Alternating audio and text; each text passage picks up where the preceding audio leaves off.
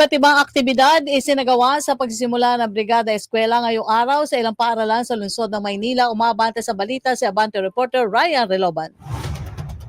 Rocky, ikinatuwa ng pamunuan ng Tondo High School na maraming estudyante, guro, magulang at iba pang stakeholder ang lumahok sa pagsisimula ng Brigada Eskwela ngayong araw. Ito ay bilang paghahanda sa nalalapit na pasukan sa June 16, 2025.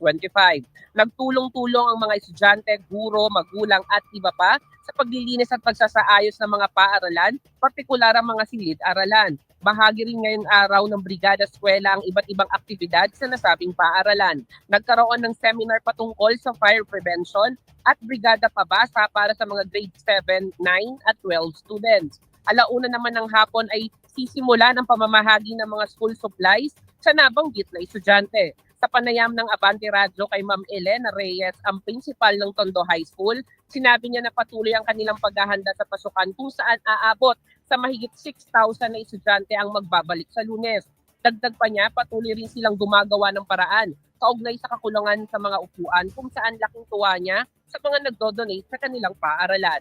Aarangkada ang Brigada Eskwela hanggang sa June 13, 2025 na may temang sama-sama para sa bayang bumabasa. Ako, si Ryan Reloban ng Abante Radio. Ito ang balitang mabilis, mabangis at walang mintis.